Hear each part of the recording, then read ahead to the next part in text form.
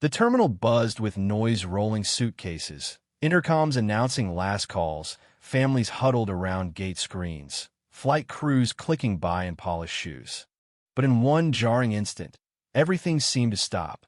A sharp smack cracked through the air, not unlike the report of a gunshot. A finely carved wooden cane clattered to the tiled floor, echoing louder than the noise that had preceded it. An elderly woman gasped, her hand instinctively rising to protect herself as the world tilted sideways. All eyes turned toward the confrontation by the first-class boarding gate. Standing upright, her body stiff with shock, was an elderly black woman in an emerald green coat, her silver hair swept neatly back. Her pale gray eyes, sharp with clarity, widened behind elegant glasses. Before her stood a flight attendant, rigid in posture, blonde hair slicked into a knot, and a name badge glinting in the fluorescent lights, Megan Whitlow. Her lips curled with disdain, eyes full of irritation as she barked, "I told you to step aside. First class isn't for people like you." Gasps rippled through the terminal. Conversations stopped mid-sentence. Phones were lowered. Eyes darted between the two women, horrified yet hesitant. No one intervened. Not yet.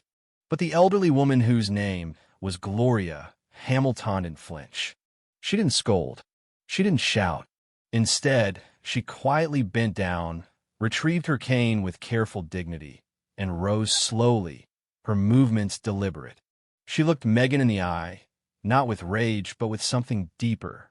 "You've just made the worst professional mistake of your life," Gloria said softly, her voice low but commanding. The tone made nearby passengers freeze in place, uncertain whether they'd just witnessed a minor conflict or the start of something monumental. The silence that followed wasn't peaceful. It was thick, unsettling, as though every soul at Gate 16 was holding its breath. Megan blinked, momentarily thrown off by Gloria's composure. She cleared her throat, squaring her shoulders, unwilling to back down. "You can't just walk up here," she said, louder now, her voice echoing over the murmur of newly awakened interest. "This area is reserved for premier guests. If you have a valid ticket, show it. Otherwise, please move." Gloria's lips curved, slightly not a smile, but a knowing look. She reached into the pocket of her tailored coat, pulled out a slim, leather ticket holder, and unfolded the contents with care. Inside was a boarding pass. First class. Seat 1A. She extended it toward Megan with a grace that underscored the storm brewing around them. "You can confirm this with your system," she said. "But it seems to me the problem isn't my boarding pass." Megan took the ticket and glanced at it, ready to dismiss it until her eyes landed on the name. Gloria Hamilton. Recognition didn't dawn immediately, but it didn't need to. The crowd sensed the turning tide.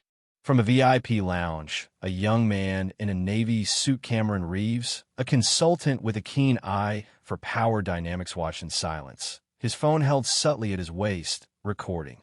Several feet away, an older white woman named Diane Miller stood frozen, her mouth slightly agape.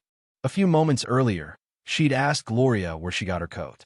Now, she was stunned into silence by what she was witnessing. Megan's fingers twitched around the boarding pass. She said nothing as she read the details again. Her composure cracked not visibly, but subtly enough that Gloria saw it. Saw the flicker of recognition, the panic behind her practiced expression. But Megan couldn't let go. Not yet. Not when she still felt control slipping through her fingers. Without another word, she tore the ticket in two.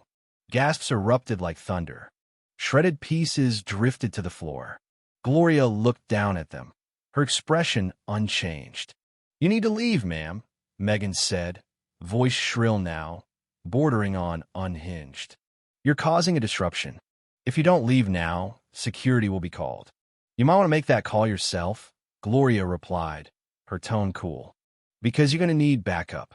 Within seconds, murmurs turned to whispers, whispers to outrage, and phones started to rise again, capturing the scene from multiple angles. Just as Megan turned to flag down a supervisor, a voice cut through the tension. "Is there a problem here?" A tall, broad-shouldered man in a black suit stepped forward, flanked by two uniformed personnel. His badge identified him as Thomas Albright, Regional Director of Operations for Monarch Air. His eyes swept over the scene, pausing on Gloria's torn ticket on the ground and then moving up to Megan's rigid stance.